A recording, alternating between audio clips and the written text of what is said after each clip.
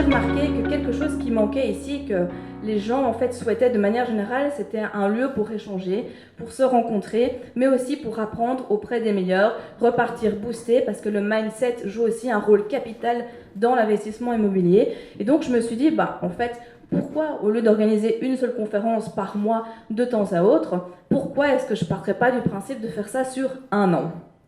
C'est comme ça du coup que le concept des rencontres de l'investissement immobilier est né et que vous êtes présent aujourd'hui. L'idée, c'est d'avoir chaque fois une thématique par rencontre avec des experts différents. Aujourd'hui, on a la chance d'avoir Grégory avec nous. L'idée, c'est que ce soit moi aussi parfois qui fasse des conférences, mais on aura toujours plusieurs experts qui seront là vraiment pour toujours vous apporter un maximum de valeur. Bon, je pense que j'en ai assez dit pour le moment, donc je vais céder directement la parole à Grégory Hanoc pour la partie sur le financement immobilier. On peut lui faire un petit applaudissement, non ? La problématique du financement, c'est quelque chose qui vient de façon récurrente dans l'investissement immobilier. Je ne sais pas si certains d'entre vous sont déjà propriétaires ou multipropriétaires. Ok. Vous les avez sans doute pas payé cash, les biens. Donc vous avez dû faire un crédit. Et a priori, c'est toujours un peu malaisé, ça fait un peu peur. On ne comprend pas trop comment fonctionne ce foutu banquier. On ne sait pas trop ce qu'il veut. En plus, on n'a jamais l'air de lui donner ce qu'il veut. Il est toujours là un peu genre... Et on ne sait jamais si finalement il va dire oui ou pas, quoi. Après, il faut que ça passe au comité, ça va au siège, etc., etc. Lui, il a l'air sympa et puis il revient et ça n'a pas marché. Vous connaissez tous le truc ? Ouais. Bon, la problématique du financement, on va entrer dans les larges lignes du sujet. Alors, on a un programme... Heureusement, tu as remis le slide, Elodie, parce que comme j'ai fait ça hier soir, vous voyez, j'étais plus tout à fait sûr de tout ce qui était dedans. Comment obtenir un financement ? Bon, ceux qui l'ont déjà fait le savent, il faut savoir que ça ne s'améliore pas avec le temps. Ce qu'on voit en France, c'est de dire « Ah bah tiens, maintenant que j'ai déjà 3 immeubles, c'est facile, je vais en acheter 10 autres. » En Belgique, c'est de plus en plus compliqué en fait. Chaque financement est plus compliqué que le précédent, ou presque. Les biens sans apport, le crédit à 125%. On m'entend bien là ? Parce que moi je m'entends, mais c'est peut-être, vous voyez. Mythe ou réalité ? Qui dit mythe ? Ah, donc tout le monde sait que c'est réalité à part monsieur. Ok, donc effectivement c'est possible, maintenant c'est pas possible tout le temps, c'est pas possible dans toutes les conditions, et c'est pas souhaitable non plus. Pourquoi ? Il n'y a plus beaucoup de banques qui proposent ce produit, c'est un produit qui est une niche hyper risquée pour les banques. Ok, il y a 10 ans, il y a 15 ans, si vous en parlez à vos parents, c'était presque pseudo-normal. Aujourd'hui, il y a encore moyen d'en faire, mais pas tout et n'importe quoi. La méthode de calcul des banques, qu'est-ce qu'ils calculent et comment parler un petit peu leur langue. Qu'est-ce qu'on peut faire pour favoriser l'obtention de ce prêt ? Les actions à mettre en place, en fait, finalement. Qu'est-ce qu'on sait faire facilement pour améliorer ses chances de peut-être 40-50%. La banque a dit non. Un refus. Qu'est-ce qu'on fait après un refus de la banque ? C'est bien, on a déjà une partie des réponses. En tout cas, moi, abandonner, c'est hors de question. Parfois, c'est le projet qui n'est pas adapté, il faut le représenter autrement, mais on va discuter de tout ça. Des cas concrets, exemples, alors j'ai eu que 2 refus dans tout ce que j'ai fait jusqu'à maintenant. Ça ne veut pas dire que j'ai pas dû retravailler les dossiers, les faire différemment, etc. Mais au final, j'ai eu que 2 refus. Je vais vous les présenter et les solutions que j'ai trouvées, dont une qui est franchement nulle, mais l'important c'est que ça ait fonctionné. Ok. Et bien plus, je ne sais pas s'il y a bien plus, mais voilà. Ok. Comment obtenir son financement ? Alors, préparez votre dossier. C'est une évidence. Je ne sais pas si certains d'entre vous sont abonnés aux newsletters d'Elodie ou ont déjà pris cette checklist ou des choses comme ça.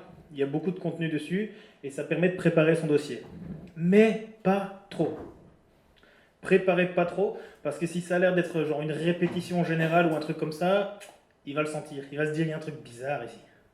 Il a l'habitude de voir des gens qui s'amènent un peu comme des touristes, qui sortent une fiche de paye, alors j'en ai pas sous la main, parce que moi j'en ai plus, mais voilà, on dirait une sorte de torchon, vous voyez, et donc le mec lui sort une sorte de torchon, tiens, c'est ma fiche de paye, vous gagnez combien ? Voilà, donc il faut préparer son dossier, mais il faut quand même essayer d'avoir l'air un peu de teubé, vous voyez ? Pas trop, mais un peu, un peu. Je vais vous donner un exemple concret d'un mec qui était venu me voir, qui n'avait pas préparé son dossier du tout. Et je dis, bonjour monsieur. Bonjour. Qu'est-ce que vous faites dans la vie ? Bah, je travaille. Ouais. Qu'est-ce que vous faites ? Bah, je mets des boîtes sur le tapis et hop. Ok. Il travaillait chez GSK, j'ai fini par comprendre qu'il mettait les boîtes à la préparation. Enfin bref, c'était toute une histoire de 15 minutes que je vous passe. Et le gars, en fait, quand je lui dis, mais Vous travaillez pourquoi? Et il me répond, mais vraiment avec sa petite tête sur le côté, comme ça, comme si j'étais débile, alors que visiblement le débile c'était lui. Et il me dit, bah pour des sous. Vous voyez? Le banquier, il est confronté à ce genre de truc-là. Donc si vous arrivez avec un machin qui est hyper carré, avec déjà tous des petits intercalaires rose, vert, mauve, en fonction des différentes fiches de paye, carte d'identité, etc., il va être perdu. Donc il faut que ça ait l'air préparé, mais pas trop. Vous faites les faux débutants, en fait. Qu'est-ce qu'il faut voir? Il faut structurer votre pensée et votre projet. C'est deux choses en général qui sont très différentes pour les banques. Moi, tout petit, on m'a appris, il ne faut pas additionner les pommes et les poires. Ben eux, ils font ça. Vraiment. Et entre les deux, ils font des bananes et de pêche. Bon. Donc, il faut différencier le projet de qui vous êtes.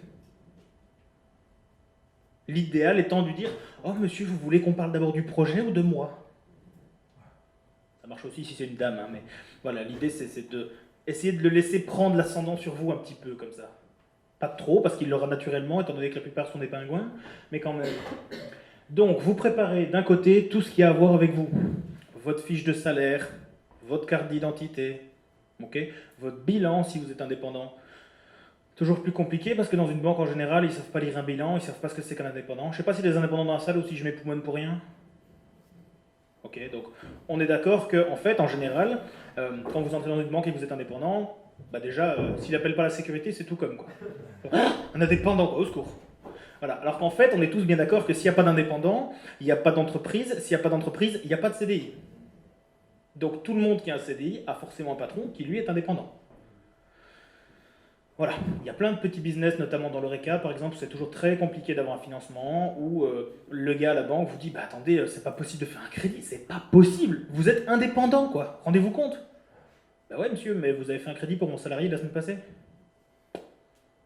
Pour lui, c'est pas pareil. Pourtant, si vous payez plus votre salarié ou si vous le mettez dehors, je vous garantis qu'il est dehors quoi.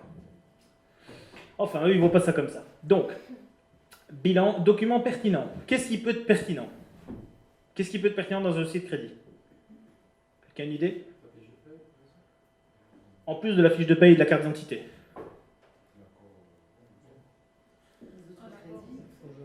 Les autres crédits. J'ai un crédit voiture, le tableau d'amortissement du crédit voiture, des choses comme ça.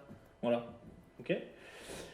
J'ai hérité 300 000 € de Tantuguette, un document notarial qui promet voilà, l'origine des fonds. Ta tante s'appelle Huguette? Ah, ok, d'accord. Ça, c'est pour la partie qui vous êtes. La partie projet, il faut essayer d'avoir des chiffres succincts, mais de pouvoir un peu expliquer son brol.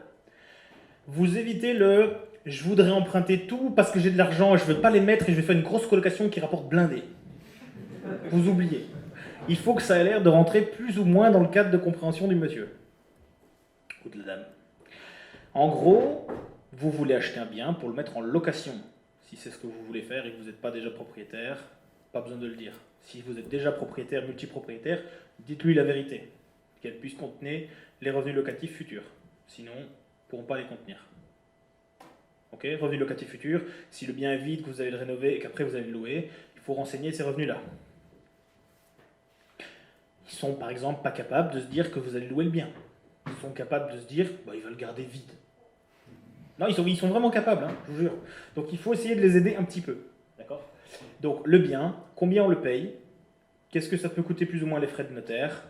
Quoi comme travaux? Un devis des travaux si vous avez. Et combien ça va rapporter? Voilà. Le projet, l'homme. Clair?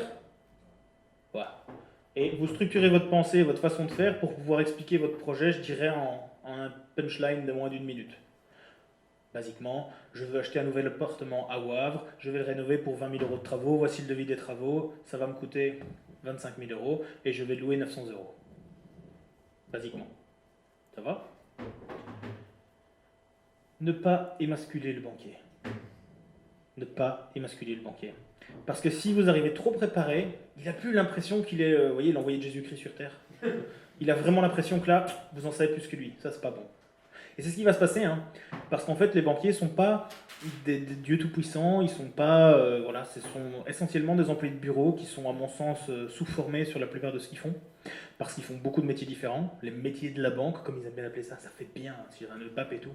Donc les métiers de la banque, l'assurance, les comptes bébés pour les enfants, les espèces de maxi-cosy chinois qu'on reçoit quand on ouvre 2 comptes d'épargne qui rapportent rien, tout ça, tout ça. Voilà, ils connaissent tout ça par cœur, mais ils n'ont pas idée de tout ce que vous pouvez faire dans l'investissement immobilier. Et si vous suivez Elodie, vous allez en savoir plus qu'eux.